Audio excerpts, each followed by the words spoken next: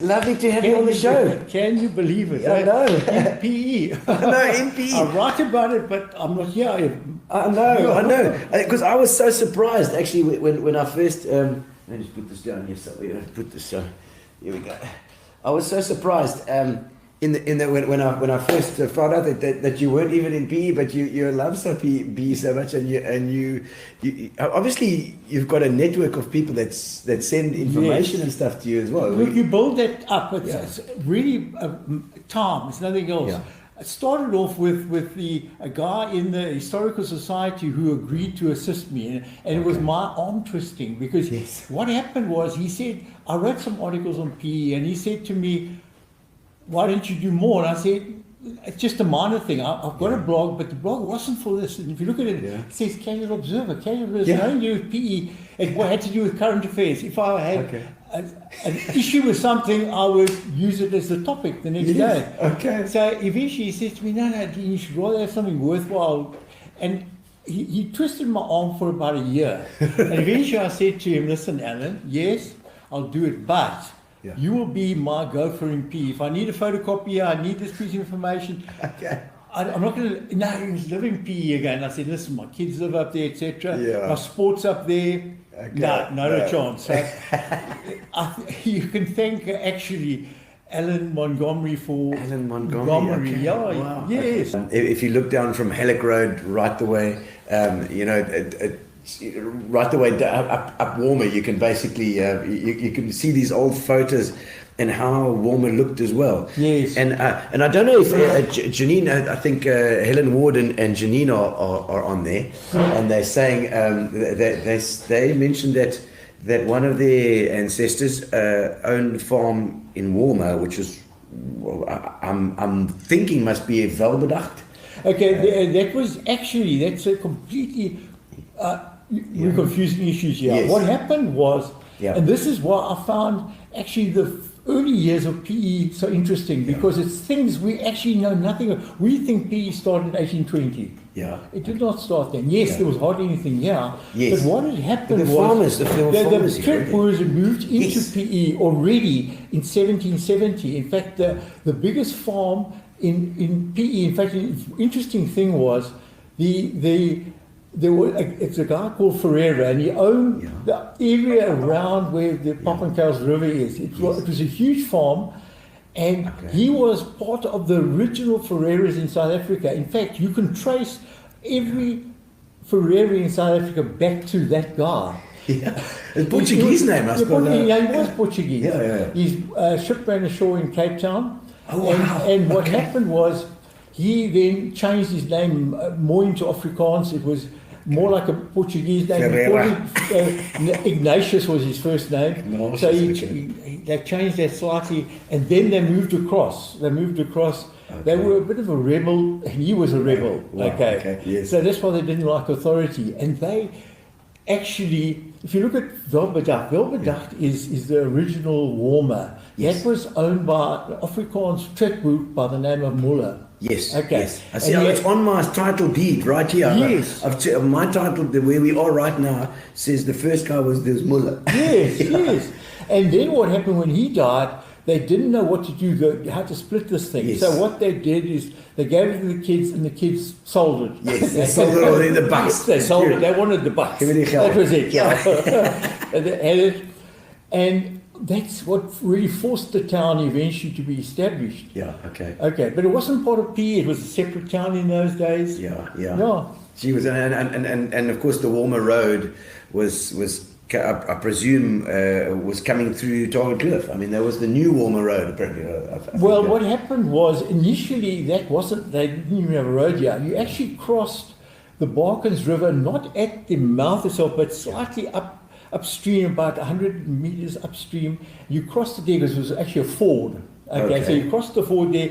You then went up the hill as if it was the old Walmer Road. Yeah. That's how you got to Walmer. Okay, so Walmer Road. You didn't cross, or you didn't come across the Barkens River at that stage. Okay. Because remember, you had to actually you couldn't just lay a road. You had to create it from this rock and yes, out of this rock and move it. Yeah. What I love about your blogs as well is that you really do get a feeling of how it was feeling wise, you know, like if you had to actually be there, like you can think about history, and I took the example the other day of the Sacramento, which I know your parents owned the tea shop there. Yes, it wasn't called obviously the Sacramento in those days. But this is a successor to that. Yes. So, and let me tell you, that has got a lot of history itself, apart from just the McClellands owning it. Yes. What happens is, you won't believe that shop or tea room has had 2 murders committed there over the years. Yeah.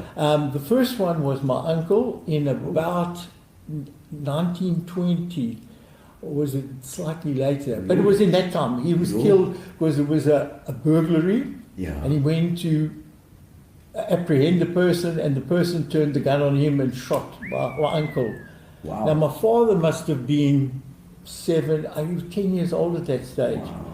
That was the first one. Traumatic for your dad, I'm sure. Yeah, and then what happened was, I can't remember the exact date, but it was in the 1950s. An Afrikaans couple bought the Sacramento, and what happened was, the guy was dating his daughter. Yeah. And his daughter didn't want him anymore, and the father didn't want him. So what happens, he told the daughter, listen, he can't come back on the property. And that night, the guy came back and killed the owner of the Sacramento. Really? Can you believe it? She was a jilted lover. A jilted lover. This girl was only 17. And you know what? I met... Well, those days, they were married already. I met his... How I got the full story, I never knew about this thing at all. Yeah. And the one guy I was running with said to me, yes, it was his mother that was the one that witnessed her father being killed.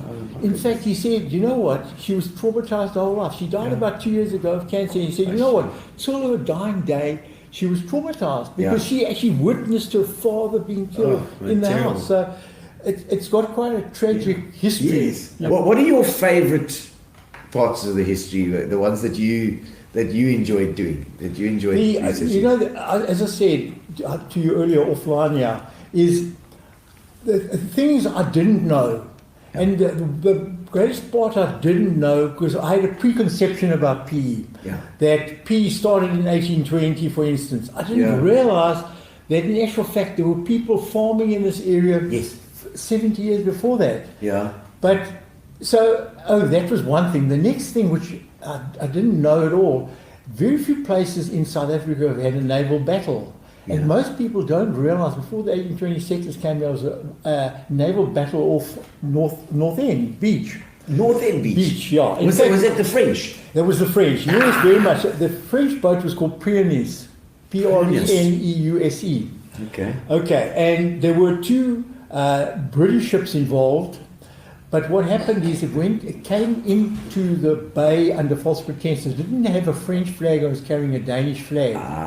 Okay, so the sneaky little French people. French, And what happened, they thought that they could obviously, they didn't know the exact position of the boats, etc. And another thing that I find interesting is that obviously the Fort Frederick has never been used, had never been shot fired from it, but they had to, they wanted to. That is already established a temporary fort at Pappenkows River, at the mouth of Pappenkows River, and of course, where is the Pappenkows River? Smelly Creek. Smelly Creek, is there Smelly Creek, the Pappenkows River? Yes, okay. That used to be called Ferreira's River when that was part of Ferreira's farm all the way up the bypass. So one of the trek brews that came out here, Swellen Dam and that whole thing. Okay, so they settled here as well. They settled here. And there was the Khoisan were here already. The Khoisan were past. They travelled around, and they. Yes, they did. The Khoisan were obviously before. Centuries before that. Yeah. But they had no fence, and we were talking the other day about the fences. It was Graham Jones. That's an artist here in Eastern Cape, and he was doing his art, and he was representing the fact that when the fences came, so the Khoisan flow and ebb was stopped, you know. Yeah. And that I suppose would have been the early trek boys in those days as well, starting. Well, obviously the trek boys started putting up fences of Yes, their yes. property and defining property, Yeah. which wasn't defined beforehand. Yes, yes. So the problem with the koi actually is there's no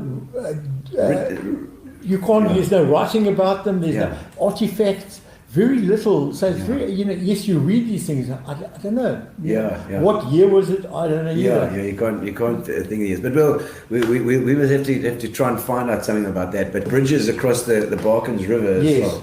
There were quite a few bridges before obviously way before the freeway was ever Well, there. what happened is every time we had a flood in PE, Yeah. the bridges were washed away. Okay. So- Garth Sampson, there we go. You're And- talking about the floods in 1908. Yeah, and 1867. Okay. That was the first one, and that hit South End Wow. particularly bad. And what happened is, again, it washed away the bridges. So Yes, if you look okay. at photographs or sketches of the bridges, Yes. you can't tie these things up because you know there was bridges up where Brickmakers Kloof was. You know there was bridges close to the Ford area where they crossed the river. But Okay. every time they built it, it was slightly different. And you look at them and you read that says this one was that date, but who knows? Yeah. So what my brother did, he actually spent months going through each one in fine detail to try and figure out from all the writings Yeah. what was the description of the bridge. Yeah. They were constructed slightly differently, but Okay. and he's now worked out the sequence of which one was built all the Gee, was through the that- years. Yes. After each flood. After the each bloody flood. bridge is gone again, you know. Yes, that's Happy Valley Bridge. Oh. Can you believe it? So anyway, he gave me this information, and I say there at the bottom there, I say this is largely provided by Garth Simpson. He explained the weather conditions. He gave me that all the information. on weather What is that? What is that there? That That's says Happy Valley? Happy Valley. Holy moly! Yeah. Because that was all grass area. Yes. And as well, I see there's was a massive damage, and I think Garth reckons we're heading into that as well. Is that Newington Road there? It looks like Newington Road. Yeah, Now, if you yeah. look at the spatial intervals Yeah. of the floods, Yeah. we definitely We do. we do. Now, remember, obviously. It's another huge Yeah, thing. imagine Newington. I mean, this That's Newington Road, so that is down Albany Road. Albany Road, That's yeah. Albany Road. Yeah. Holy moly. That Yeah. is put to Erasmus Stadium, Oh, that my. area. Okay. Remember, it actually almost washed that place away. Gee, it was a huge amount of damage. Yeah. That also looks like that could be past the airport there. I don't know. I don't know. I can't Well, see this from is here. Balkans Valley. That's Balkans Valley, That's yeah. one's well known, yeah. That's all Dante and Paolo Cicconini's buildings down there. Those Italians must have been pissed off. Holy Yeah. moly. But yeah, I mean, we are due for a flood again, and that's Yes. really terrible. 1908, there was a storm and a flood. Is that Yeah, right? there was actually another one close to that. I think it was about 1906. Wasn't as severe, but Okay. partly it's you channeling all this water down this one river. Yeah. Imagine now where this was flat everywhere. Yeah. But that would have assisted my belief. Yeah. But another thing is, if you look at the number of millimeters, and this comes from Garth's information. yeah. I don't have this information. He gave me the rainfall by area, like in North End, at that road. What was that? And I mean, you look at the areas in North End, actually had much more rainfall than the catchment areas of the Balkans. So imagine Yeah. if that had been in the Balkans River. Wow. We would have had a serious problem, because it was Yeah. 400 millimeters, if I remember offhand, in Yes. the North End areas, whereas the catchment area of the Balkans was getting half of that. Wow. I mean, So- which is still a lot, but Still a lot, but imagine Yeah. what the damage would have been. That's Yeah. all I'm saying. and that Shark River, I mean, that was the Happy Valley. It was just You know, there's an interesting thing there in the Shark River. The first dam that PE had was on the Shark River. yeah. Okay, and obviously they brought the water in by gravity feed. So Yes. only if you had your place was, or your shop was on Main gravity. Street level. Okay. The only people that got water was if you're on the hill, no water. Yes, like yes. But what happens is, if you look at that dam after the 1968 floods, it still stands. Now I say to myself, yeah, they built this thing in crude basis Yeah. in 1860, whatever, 1850. Yeah. And you look at what happened to Buddha Stadium. It almost wiped the thing out. It wiped out everything. But But yet the dam stayed. Where is that dam? Does it still exist? It still exists. Yes, I've got a photo in my book. Whereabouts would you go to see that dam? If you walk upstream from the Happy Valley, it's about, let's say, a K and a half, 2 k's up. Okay, so you got to walk through everywhere and keep going. No, before you get to the end of South End. So it's past where the princess is and the little frogs and the things. Oh, and all those pictures. All right, so just a few probing questions. The coldest that you've ever been. Can you remember? You know what? Yeah. Well, obviously, you have a 1 day, let's say in the army, where you're sleeping outside. Yeah. What happened is I walked the Amatola Trail. It's a 6-day trail. In those days, it was 6-day, 120 k's. Yes, sir. We started on the 1 day, and we'd taken a black taxi to take us to the start, dropped us off, and it was just bucketing down.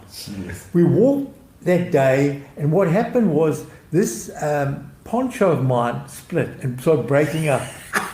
So, by 10 o'clock, I was out in the rain. And what happened is, in fact, we decided we're not even going to stop for lunch. We're going to walk straight through. We say, okay, hopefully tomorrow's better. Of course, you wake up in the morning, what do? You put on the same wet clothes you used to.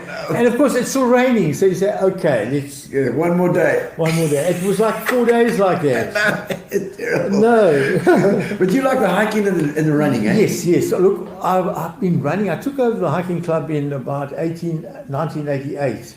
Oh, wow. Okay. I've been running it now. But all of us have got old now, of course, and nobody... Before, I said, we're not wusses. I was in charge, and we're no wusses, no moaning, we're just going to do it. Yeah. Now, if it's a bit rainy or it's a bit hilly, no. Fair weather hikers. I love it. We slackpackers. Yeah, we don't carry it back. The bucky or whatever must take our backs. Magic. But the one particularly for myself as well has been the ones about Walmer and the Belbedacht Farm and Buffelsfontein Farm. Yes. Ones, I need to actually... What I focused on those ones, this is a misunderstanding, is we think that the oldest houses are, for instance, in PE itself. Yeah. Now, those farms, Yeah. some of those farms still exist. Yeah. Okay, of those original ones, in fact, I've done a couple of the blogs on that in the last 2-3 months, because I just happened to find that information. It's not because I was looking for it now. Yeah, you just found it. That's how you do a lot of these blogs. It's what you find at a particular point in time. Yes. And for instance, one I found was where my grandmother was born. She was born on a farm in Driefontein. I only found out recently that farm was actually built in about 1807 originally. Now, that's where my grandmother was born. In fact, her family still lives there. Yeah. So, in fact, what I've done, if you could put on my list, I must go and take Alan from the Historical Society there and show him a place which is older than any house in the rest of PE. Yeah. And it's the original place. In fact, when you go there, you say, the photographs of my grand from 1880, you look at that, and you say, that could be what it is like today. Yeah. We kind of think these old things are somewhere else. No, we're living in it. We're living in it. So that's the most amazing thing. I think Dean said he left here in 1980. 1980. Yes. And you when are you planning on moving back then for good? Or your kids are all up there? My kids are up there. So once your kids move, I suppose. But when you're going to convince them to all come down, that's the thing. And anything left to do on your bucket list? I'll tell you one I would love to do. Yeah.